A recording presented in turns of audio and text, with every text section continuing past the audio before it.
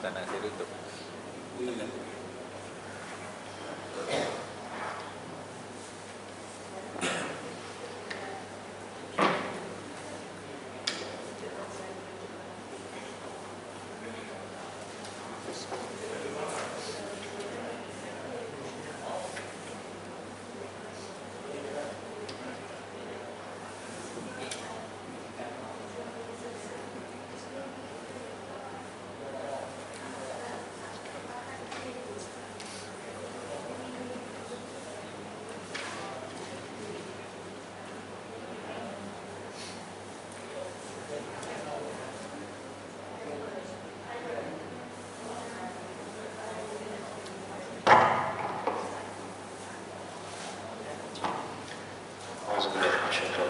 Bismillahirrahmanirrahim.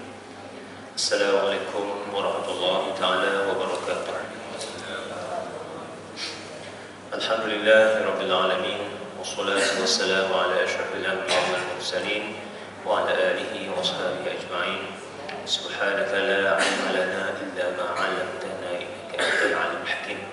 Qala rabbi shrah li sadri wa yassir li amri wa hlul 'uqdatam min lisani yafqahu qawli. Asyhadu an la ilaha illallah wa asyhadu anna Muhammadar Rasulullah. Allahumma shalli ala sayyidina Muhammad wa ala alihi wa sahbihi ajma'in.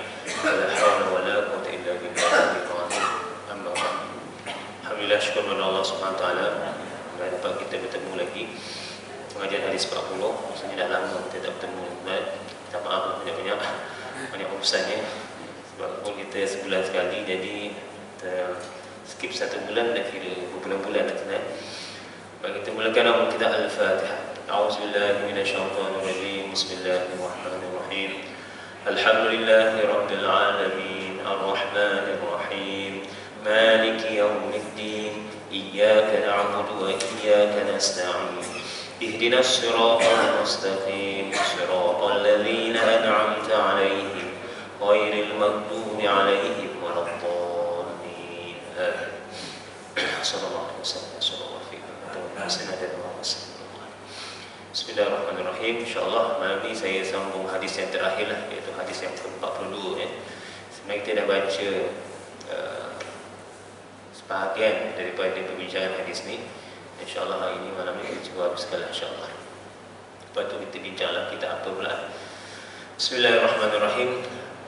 An Anas radhiyallahu anhu qala sami'tu Rasulullah sallallahu alaihi wasallam yaqul qala Allah ta'ala ya ibn Adam innaka ma da'awtani wa rajawtani ghafartu laka ala ma kana minka wa la ubali ya ibn Adam law balagat dhunubuka inan as-sama'i thumma istaghfartani ghafartu laka ya ibn Adam innaka law ataitani bi qurabil ardi khataaya thumma laqitani la tusyriku bi syai'a la ataituka bi qurabiha maghfiratan.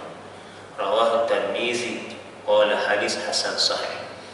Maksudnya dari Anas radhiyallahu anhu katanya, aku dengar Rasulullah sallallahu alaihi wasallam bersabda, Allah Ta'ala telah berfirman, hai anak Adam, sesungguhnya engkau selama engkau berdoa dan berharap kepadaku, aku ampuni bagi engkau di atas dosa yang ada pada engkau, dan aku tiada peduli. Hai anak Adam, kalau telah sampai sekalian dosa engkau ke awal langit, kemudian itu engkau memohon keampunanku, nescaya aku ampuni bagi engkau. Hai anak Adam, sesungguhnya kalau engkau datang kepadaku dengan kesalahan-kesalahan sepenuh bumi ini, kemudian itu engkau menemui aku padahal kau tidak mempersekutukan aku dengan sesuatu, nescaya aku berikan kepada engkau keampunan dengan sepenuh bumi. Hadis daripada riwayat Imam At-Tirmizi, dan hadis ini hasan. Ini hadis hasan. Jadi dalam hadis kursi lah, dikira hadis kursi lah ya, daripada Rasulullah. Kemudian ada Allah Ta'ala, firman Allah Ta'ala. Dan bukan ayat Quran, ada hadis kursi. Dan dalam hadis ni ada tiga perkara lah. seruan Allah Ta'ala kepada anak Adam. Kitalah anak Adam ni. Jika kita berdoa, kita Allah Ta'ala, kita berharap kepada Allah Ta'ala, yang mana kita ni ada dosa, Allah ampunkan. Allah tak peduli pun, mana Allah akan ampunkan. Wahai anak Adam, yang kedua, kalau kita ada dosa setinggi langit pun, kalau kita minta ampun kepada Allah Ta'ala, Allah ampunkan.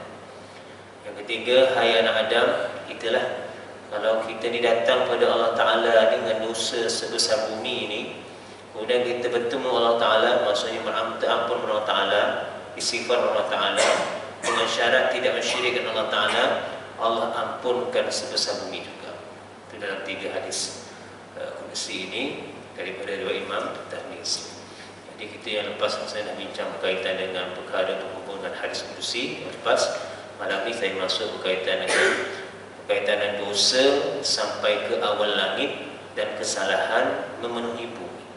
Maknanya menunjukkan besarnya dosa anak Adam ni sehingga ke langit, tuan-tuan. Besar tu. Dalam hadis ni Allah berikan tamthil, maksudnya permisalan, contoh sebesar-besar dosa, maksud sampai ke langit penuh dosa kita, ataupun bumi ini penuh dengan dosa kita. Kalau orang tak rasa apa-apa, itu masalah lah tu. Kalau dia ada rasa, hari ini dah 2 dosa, kena istighfar. Hari ini 2 dosa, kena istighfar. Jadi bagaimana keadaannya jika kita mengharapkan pada Allah Ta'ala keampunan dan kita bertaubat, kemudian kita tidak mensyirikkan Allah, nescaya Allah ampunkan dosa, insya-Allah.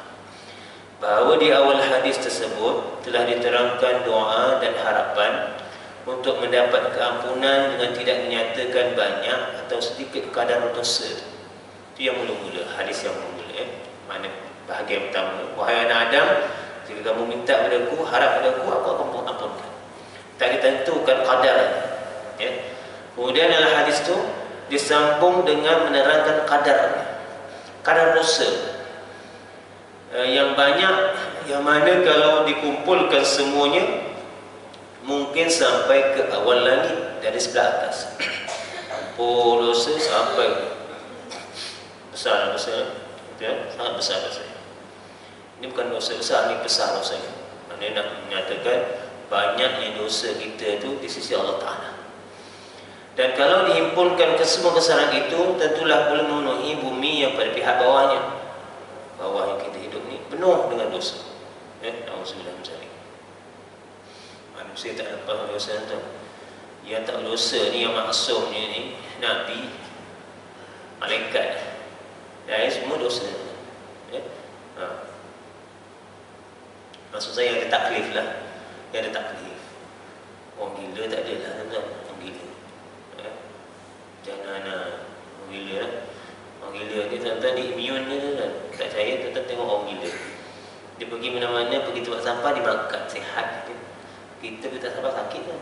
Dia immune ni, itulah. Tapi dia tak ada kaitan dosa. Sebab dia tak taklif akal yang tu. Kalau dia waras, kenalah. Gitu. Jadi ini berkaitan dengan orang awam, kita yang taklif, mukallaf. Sungguh pun demikian akan juga diampunkan dengan syarat orang yang berdosa beristighfar kepada Allah. Apa itu istighfar, tuan? Mohon ampun. Mohon ampun kepada Allah Ta'ala. Bukan automatik Allah ampun.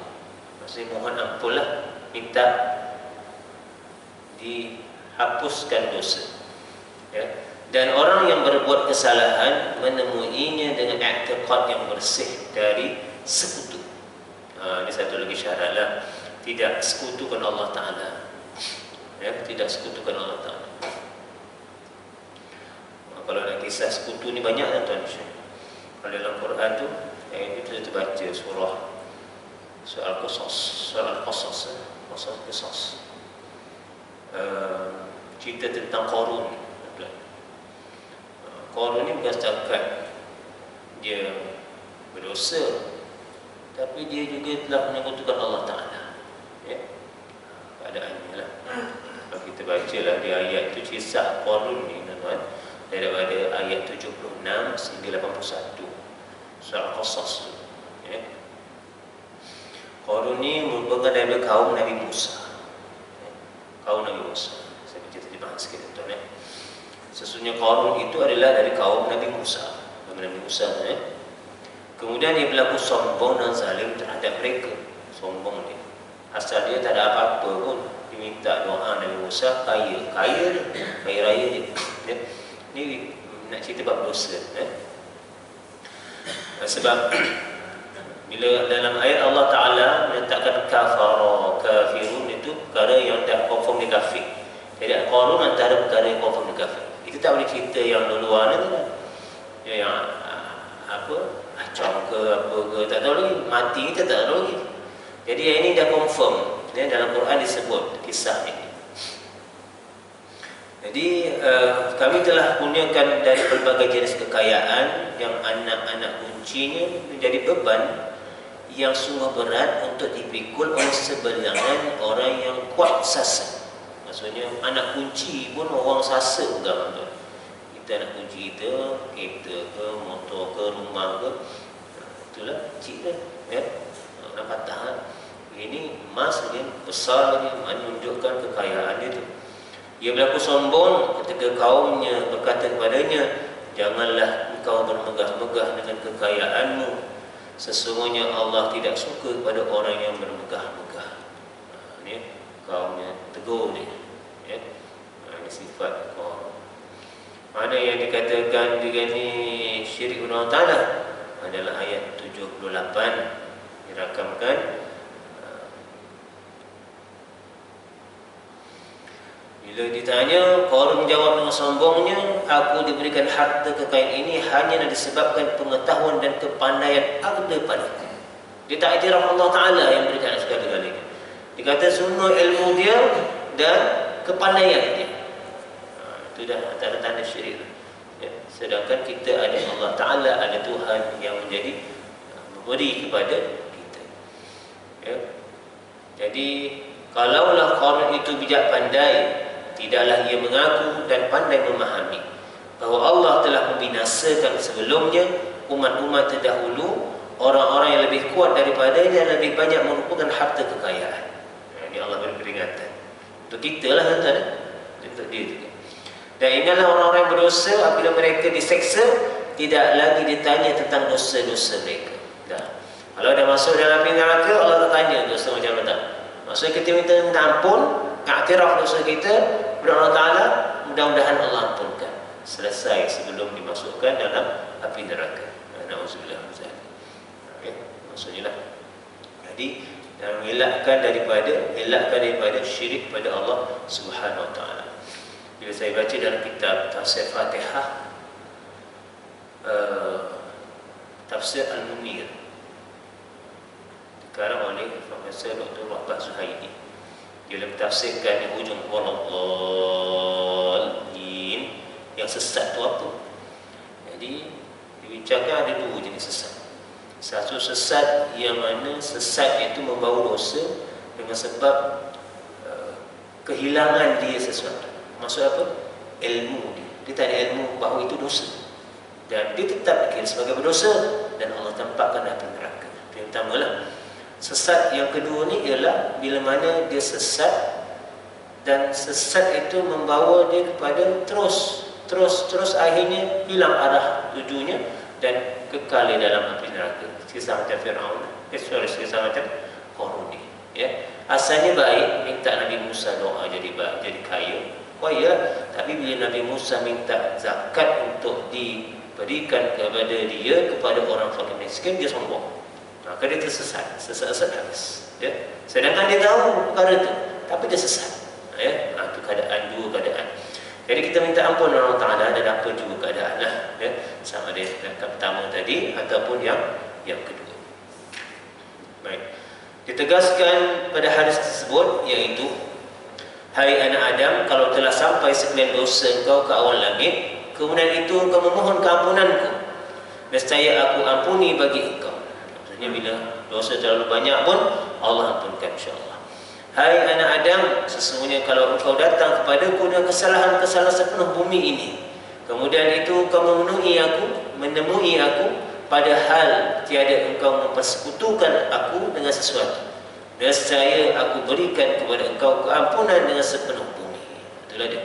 Ya, syaratnya jangan mensyirikkan Allah Ta'ala. Dalam perkara-perkara dosa besar, hanya syirik itu yang paling tinggi lah. Dosa besar di antara dosa-dosa besar. Itu tak ada keampunan Allah Ta'ala. Jadi apakah yang lebih tegas dari penjelasan ini? Satu-satunya penjelasan yang sungguh menggembirakan hati orang beriman, ya, dengan kelimpahan rahmat dan kasih sayang Allah Ta'ala yang maha pengampun atas segala dosa dan kesalahan.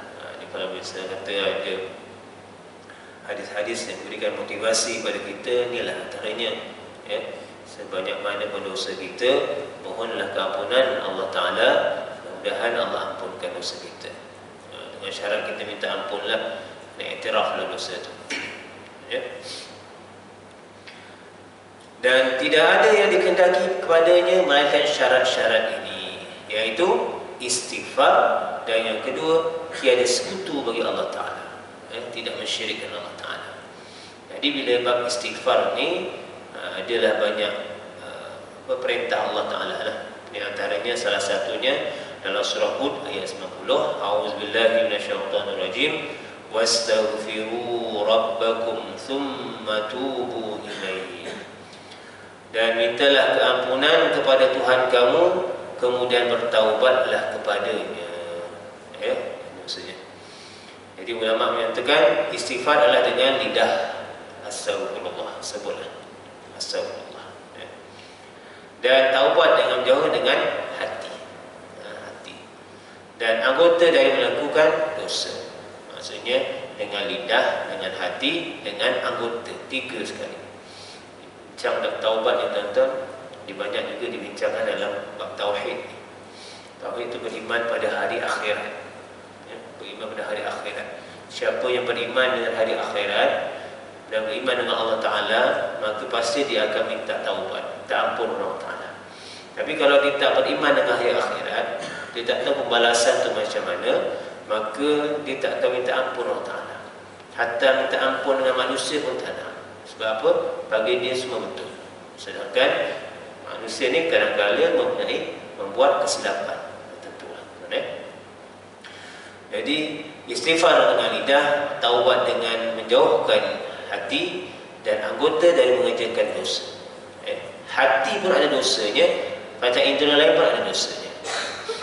Kedua-duanya iaitu istighfar dan taubat, ya, ialah kerjasama dalam satu haluan dan cita-cita untuk mendapatkan keampunan Allah Subhanahu wa Ta'ala.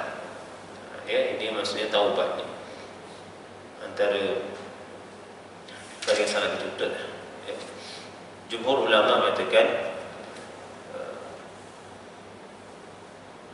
orang yang nak bertaubat ni, dia mesti kata atubu ilallah, aku bertaubat padamu ya Allah. Itu dalam pandangan lain. Kita jumhur ulama kata kalau taubat bukan setakat astagfirullahalazim je, kena kata atubu ilaih wa atubu ilaih, aku bertaubat padamu ya Allah, ya, aku minta ampun ya Allah, dan aku bertaubat padamu ya Allah. Itulah, ya, antaranya.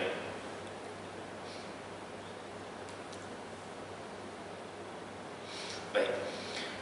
Dan kita lihat sebaik-baik istighfar, ada beberapa doa lah ataupun istighfar yang boleh kita amalkan dalam kitab ni. Katakan iaitu antaranya sayyidul istighfar. Sayyidul istighfar iaitu kepala istighfar ataupun asal ketua bagi istighfar ni. Banyak-banyak istighfar ni, ini antaranya sayyidul istighfar, ya. Terutama dalam bulan Rajab ni lah, tuan, ya. Banyak-banyak sama-sama kita istighfar. Ini antara sayyidul istighfar lah. Ataupun ada yang diajar, antaranya ialah Allah Rabbi firli warhamni wa tub alayya. Ya, bolehlah buat 70 kali ke 100 kali ke, Rabbi firli warhamni wa tub alayya. Ya, kan ada tub alayya, taubat juga. Ya Allah, wahai Tuhanku, Rabbi firli, ya Allah, ampunkan dosaku, rahmati aku, terimalah taubatku, tub alayya, ya. Tapi kalau yang baik ini adalah sayyid istighfar, boleh. bahawa di antara ucapan istighfar yang afdal, yang utama, ia memulai dengan pujian pada Allah Ta'ala. Ini syarat istighfar lah. Yang afdal lah, yang afdal. Mula-mula puji Allah Ta'ala dulu. Nak puji macam mana? Alhamdulillahirabbil alamin. Kalau tuan-tuan memahami Ismullah Al-Azam, sebutlah Ismullah Al-Azam. Ismullah Al-Azam ni maksudnya bila kita doa, Allah mustajabkan.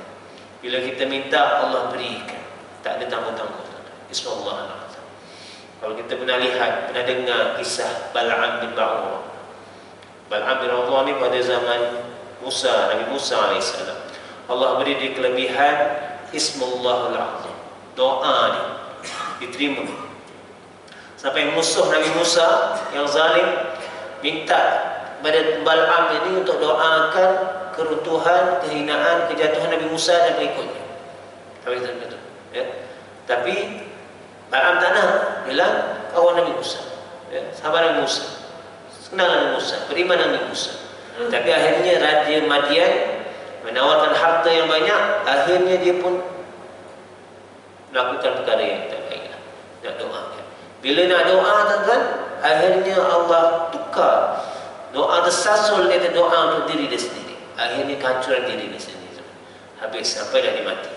Inilah nak kata bahawa Ismullah Al-Azam ni antaranya Allah. Puji Allah, Allah. Ya Hayyu Ya Qayyum. Boleh tuan-tuan? Ya Hannan Ya Mannan, Ya Dzal Jalali wal Ikram. Dah banyak lagi lah tuan-tuan. Baik. Ada puji Allah Ta'ala, kemudian mengaku adanya dosa. Yang iktiraflah dia kita, saya ada dosa ni ya Allah, aku buat ni ya Allah, aku buat ni ya Allah, aku buat ni ya Allah. Iktiraf. Kemudian memohon keampunan kepadanya, bermohon Allah Ta'ala. Sebagaimana diterangkan dalam hadis Shaddad bin Aus daripada Nabi SAW yang mengatakan, Sayyidul istighfar ayyakula abdu, yakni kepala istighfar itu ialah berkata seorang hamba. Kemudian Allahumma anta rabbi la ilaha illa anta khalaqtani wa ana abduka wa ana ala ahdika wa wa'adika mastata'tu a'udzu bika min syarri ma sana'tu abu'u laka bi ni'matika 'alayya wa abu'u bi dhanbi faghfir li fa innahu la yaghfiru dzunuba illa anta. Itulah siri istighfar. Tuan dah faham dah tu. Boleh Google lah tuan sekarang ni semua dekat dalam. Maksudnya, wahai Tuhan, wahai Allah, Engkaulah Tuhanku. Tiada Tuhan melainkan Engkau. Engkau yang menjadikan daku dan aku hamba Engkau. Dan aku di atas ketetapan dan perjanjian Engkau sama aku berdaya upaya. Aku berlindung dengan Engkau dari kejahatan yang aku telah perbuat. Aku akan kembalikan bagi Engkau dengan nikmat Engkau atas aku. Dan aku akan kembali dengan dosa. Maka ampunlah bagi diriku, bagi dosa. Kerana sesungguhnya tiada yang dapat mengampuni segala dosa melainkan Engkau ya Allah. Itu anda saya istighfar dia. Jadi dalam kitab ini disebut, dan pernah Rasulullah SAW mengajar pula kepada Sayyidina Abu Bakar As-Siddiq untuk dibaca dalam sembahyang istighfar ini. Satu lagi istighfar, ini pun pernah dengar biasanya. Allahumma inni zalamtu nafsi zulman kathira wa la yaghfiru dzunuba illa anta faghfirli maghfiratan min 'indik warhamni innaka antal ghafurur rahim. Subhanallah. Subhanallah Rasulullah sallallahu alaihi wasallam. Adalah sabda Rasulullah sallallahu alaihi wasallam diajar kepada Abu Bakar As-Siddiq. Maksudnya, wahai Tuhan, sesungguhnya aku telah menganiaya diriku dengan penganiayaan yang banyak. Maksudnya kita iktiraf diri kita zalim. Sebagaimana yang saya telah jelaskan yang lepas, Nabi Adam AS, dia pun tak salahkan siapa, salahkan diri dia juga. Rabbana zalamna anfusana wa illam taghfir lana wa tarhamna lanakunanna minal khasirin. Rabbana zalamna anfusana, kami telah zalimi diri. Nabi Yunus alaihissalam masuk dalam ikan pun dia kata la ilaha illa anta subhanaka inni kuntu minadh dhalimin. Adalah aku orang-orang yang zalim. Beriktiraf, ya. Ini Nabi ajar kepada Sayyidina Abu Bakar. Wahai Tuhan, ya Allah, sesungguhnya aku telah menganiaya atau menzalimi diriku sendiri dengan penganiayaan yang banyak. Zulman katsira. Zalimlah. Ya. Orang buat dosa ni yang orang yang zalim. Dia ada orang kafir, ada orang zalim, ada orang kadzab, kadzibin, macam-macam ada istilah Al-Quran tu. Tapi yang ini menunjukkan zalim. Dan tiada dapat mengampuni segala dosa melainkan Engkau. Ini iktiraflah, kita tak ada kuasa. La haula wala quwwata illa billahil aliyyil azim. Tak ada kuasa, tak ada apa. Allah saja yang, ya. Nak minta ke orang pun orang tak boleh buat apa-apa. Nak minta dekat apa, kawan pun kawan tak boleh buat apa. Dia pun tak tahu macam mana dia, ya, dosa dan sebagainya. Hanya pada Allah Subhanahu Wa Taala. Maka ampunilah bagiku akan segala keampunan dari sisimu, dan kasihlah aku, sesungguhnya Engkau yang Maha Pengampun Penyayang.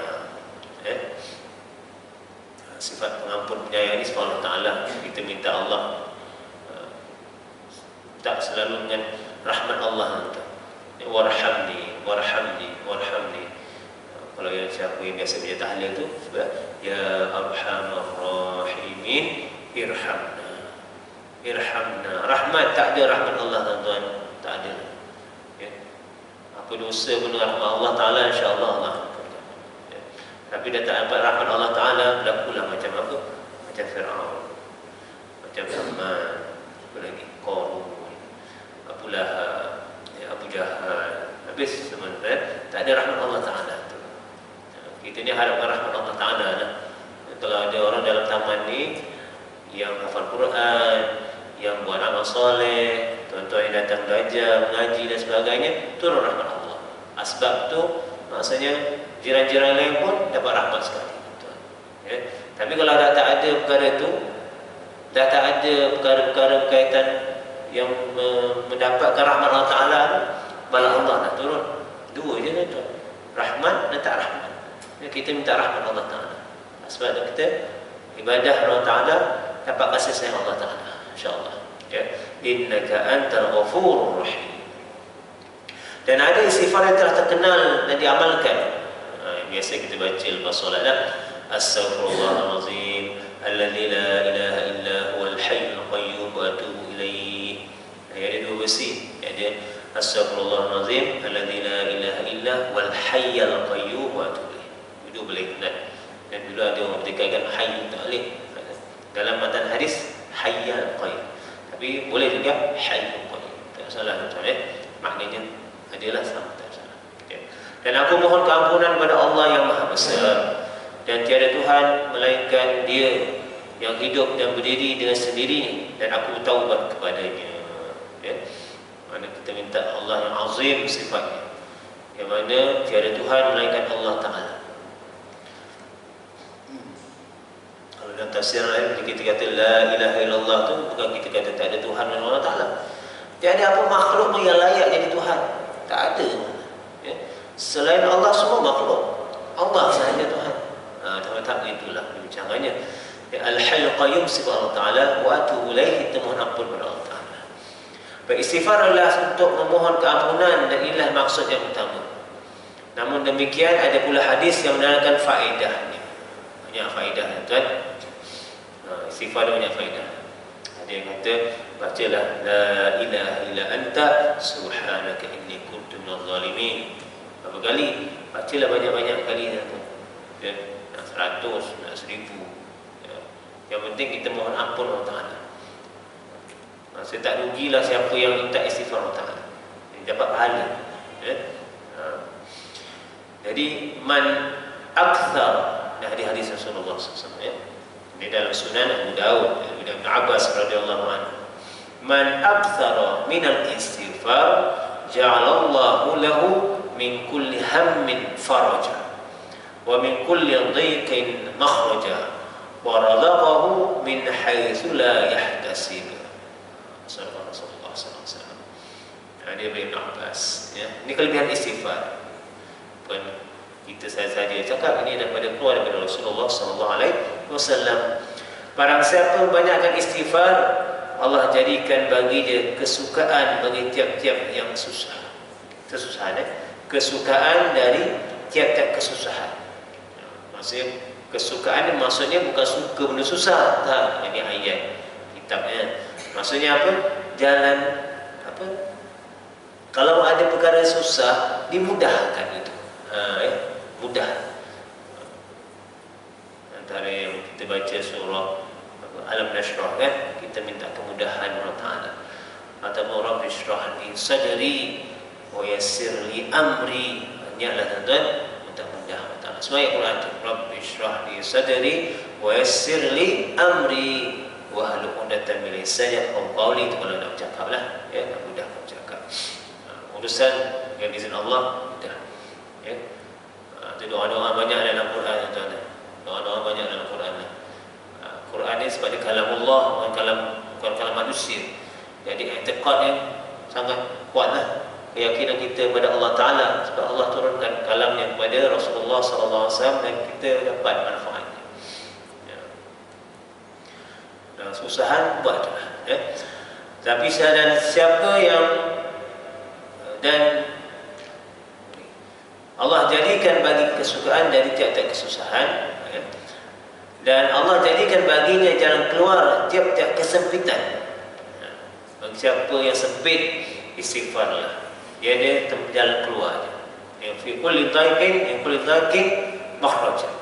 Wa may yattaqillah ayaj'al lahu makhraja. Ya, surah apa tu? Ya. Takwa tu Allah Taala, Allah jadi jalan keluar. Ada jalan keluar insya-Allah. Dan yang ketiga, dan ia rezekikan kepadanya dari jurusan yang ia tidak sangka-sangka. Rezeki min haitsu la yahtasib. Tak disangka-sangka. Kata maknanya rezeki ni besarlah. Bukan duit je, kesihatan, kebahagiaan, amal Islam, iman dan sebagainya. Sebagaimana telah diketahui bahawa istighfar adalah ucapan lidah yang terbit dari hati untuk menyatakan hasrat dan maksud memohon ampun dan mengaku bertaubat kepada Allah Ta'ala. Itu dia. Maksud istighfar ni ialah ucapan lidah. Dia sebut astagfirullah, astagfirullah, astagfirullah, astagfirullah. Ya, minta ampun. Astagfirullah, buat tu boleh. Ya. Mata pun dosa, telinga pun dosa, mulut pun dosa, bagi hati pun dosa. Semua hari-hari kita berdosa. Kita minta ampun oleh Allah Ta'ala. Ya, astagfirullah, astagfirullah, astagfirullah. Bolehlah kita lazimkan astagfirullah ni seumur hidup lah. Kalau Imam Ghazali kata kena latihan jiwa. Latihan maksud sebut kat mulut dulu. Berapa kali? Beribu-ribu kali, 70,000 kali, 1,000 kali, 2,000 kali. Astagfirullah, astagfirullah. Dan pergi apa dah? Astagfirullah, astagfirullah. Tu je boleh. Astagfirullah, astagfirullah, astagfirullah. Dah sampai 1,000, naik 2,000. Astagfirullah, astagfirullah. Sambil cakap, boleh cakap hati. Astagfirullah, astagfirullah. Pasti kita tak banyak cakap. Dikurang cakap, jadi kurang cakap. Tuan-tuan guru dulu dia kurang cakap, dia tanya boleh cakap. Ya? Sebab hatinya zikir tu. Zikir hati. Astagfirullah, astagfirullah, astagfirullah. Itulah apa yang kata nanti Allah, Allah, Allah, Allah. Kalau semayang tuan-tuan, banyak tak layang tuan-tuan. Semayang itu Allah Akbar, bacalah Bismillahirrahmanirrahim, Alhamdulillahirabbil alamin. Hati Allah, Allah. Confirm tak layang. Dia tak pergi menyawam orang-orang tak kata. Ya, kalau tinggal sikit je, lewat tu. Mana lagi nampak sujud, nampak benda lain, ingat lain. Bila hati ya Allah, Allah. Seolah kata itu amalan hati dalam solat. Bukan niat je. Niat ialah memula Allahu Akbar dan masuk niat tu baca. Bacalah. Imam baca, kita dengarlah. Hati kena ada lah. Allah, Allah, Allah. Mudah kan? Mudah dah. Cubalah, cuba. InsyaAllah ada kelebihannya lah. Ini guru saya aja lah. Dia kata nak jadi khusyuk dalam solat tu. Sebagaimana telah diketahui, tetapi bagaimanakah keadaan kalau di samping istighfar itu masih juga lagi berkekalan mengerjakan dosa? Tidakkah ini merupakan istighfar dusta? Orang itu kata penipu dia. Dia kata dah istighfar, dah minta ampun Allah Ta'ala, buat balik. Itu kata istighfar dusta. Kerana sementara menyebut wa atubu ilaih dan aku bertaubat padanya, dosa yang selama ini dikerjakan diteruskan juga. Baik. Istighfar dibahagikan pada 3 jenis, 3 macam. Yang pertama, istighfar dari orang-orang yang berdosa yang ingin sampai diampunkan. Itu yang pertama. Yang kedua, dari golongan wali-wali dan orang-orang soleh. Dan yang ketiga, dari para nabi. 3 kategorilah istighfar. Dari yang pertama, iaitu dari orang-orang yang berdosa, istighfar mereka ialah untuk menghapuskan dosa dan takut siksa Allah Ta'ala. Itulah. Istighfar tujuan apa? Minta ampun Allah Ta'ala. Dan Allah seksa kita.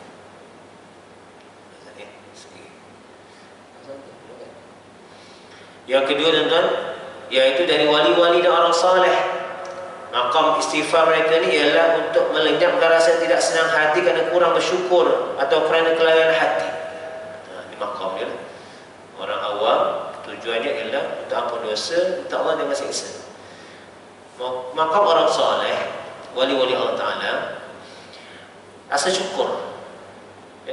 Sebab Allah bagi nikmat macam-macam, nak rasa syukur istighfar. Maksudnya ibadah kita ni anda rasa syukur. Bukan setakat untuk melaksanakan tanggungjawab, tapi rasa syukur. Itu yang kedua. Untuk para nabi pula, istighfar mereka ialah untuk menambahkan lagi rasa syukur pada Ilahi. Tambah lagi. Sebab dia dah maksud. Tambah rasa syukur pada Allah. Itu yang dikatakan oleh Sayyidina Aisyah radhiyallahu anha bila tanya Rasulullah buka kaki buat ibadah, kenapa? Ya Rasulullah, ala abdan syakur. Aku dah jadi hamba yang bersyukur. Betul lah. Baik. Kalau ulama tasawuf Islam menjelaskan bahawa yang pertama itulah orang yang takut kepada seksa. Sebab itu mereka meminta keampunan. Yang kedua, orang-orang yang mengharapkan pahala supaya bertambah banyak. Sedangkan yang ketiga ialah dari para nabi, istighfar dari para yang mulia, bukan kerana inginkan pahala, bukan takut seksa, tetapi sebagai membuktikan lagi cintanya yang sejati pada Allah Ta'ala. Itu para nabi lah, maka para nabi yang melahirkan sifat utama rangka memelihara dan melaksanakan kewajipan perhambaan dalam arti kata yang sebenar, ta'abbud pada Allah Subhanahu Wa Ta'ala.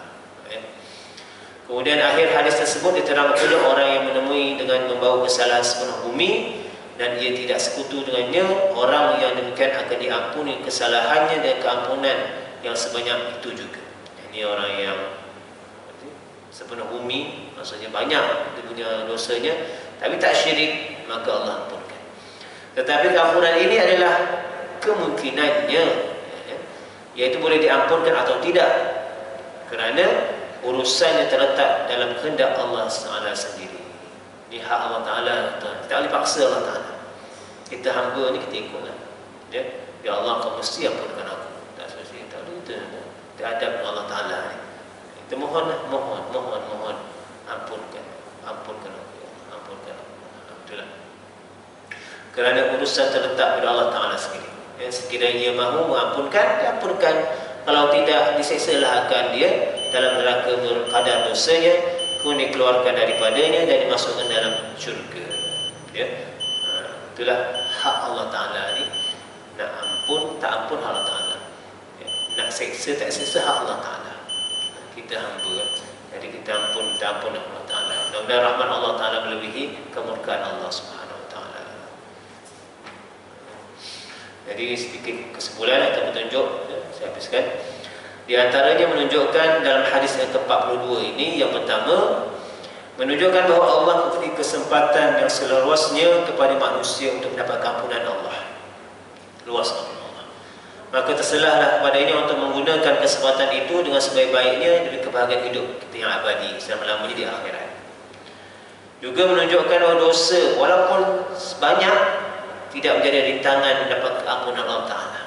Asal orang itu benar insaf dan sedar kesalahan dan sedia untuk membersihkan dan bertaubat pada Allah Ta'ala. Itu yang pertama. Dan yang kedua, dalam hadis ini menunjukkan untuk memperoleh keampunan Allah perlu ada 3 syarat. Yang pertama, doa serta harapan. Yang kedua, istighfar atau mohon keampunan. Yang ketiga, tauhid pada i'tiqad atau kepercayaan. Ini yang hilang nama ini, tiga ni. Yang nombor tiga tu, tauhid, i'tiqad, percaya, yakin, membenarkan Allah Ta'ala. Tahap itu. Tauhid inilah syarat yang lebih utama dan penting dari yang lain, kerana ketiadaannya tidaklah ada keampunan sama sekali. Wallahu a'lam. Saya katakan, jadi kesimpulannya, maka dengan berakhir hadis ke-42 ini selesai sudah syarah kita hadis ini. Selesai lah. Harapan sebenarnya kita ini beri bersama faedah seluruh umat Islam pada sunnah Rasulullah sallallahu alaihi wasallam. Wallahu muwaffiq shawab. Hasbunallahu wa ni'mal wakil wa ilaihi ma'ab. Wallahu a'lam ahkam. Sallallahu ala khair khalqi Muhammad sallallahu alaihi wasallam. Selesai lah tuan kita. Jadi semoga dapat manfaat lah. Berapa tahun kan? 5 tahun lah. Saya jadi imam nikah tahun 2007, 2008 lama dah tuan. Lama. Ada saya tempat lain mengajar juga. Ada murid saya dah meninggal pada tu. Ya, itu lama ya. Allah. Jadi semoga dapat manfaat lah. Dan perkataan insya-Allah ini pun saya ambil pada guru-guru saya juga lah. Ya, akan dapat insya-Allah. Sekadar itu dulu kita minta ampun, minta maaf, kita tambahkan tasbih kafarah. Subhanallah wa bihamdika asyhadu an la ilaha illa anta astaghfiruka wa atubu ilaik. Bismillahirrahmanirrahim. Wal 'asri innal insana illa alladhina amanu wa 'amilus solihati wa tawassaw bil haqqi wa tawassaw bis sabr. A'udzu billahi minasyaitonir rajim. Bismillahirrahmanirrahim. Alhamdulillahi rabbil alamin wassalatu wassalamu ala asyrafil anbiya'i wal mursalin wa ala alihi wa sahbihi ajma'in. Allahumma innaka 'afuwwun karim tuhibbu 'afwa fa'fu 'anna wa walidina wa jami'il muslimina wal muslimat wal mu'minina wal mu'minat bi rahmatika ya arhamar radina billahi rabba wa islam dina Muhammad sallallahu alaihi wasallam nabiyyu wa rasulah. Rabbana 'alaika tawakkalna wa ilaika anabna wa ilaikal masir. Allahumma inna na'udzu bika min 'ilmin la yanfa'u wa min qalbin la yakhsha wa min du'ain la yusma'u wa min nafsin la tashba'. Allahumma inna na'udzu bika min ha'ula'i arba'. Rabbana 'alaika tawakkalna wa ilaika anabna wa ilaikal masir. Sallallahu ala sayyidina Muhammad wa ala alihi wa sahbihi ajma'in. Alhamdulillahi rabbil alamin. Taqabbalallahu minkum.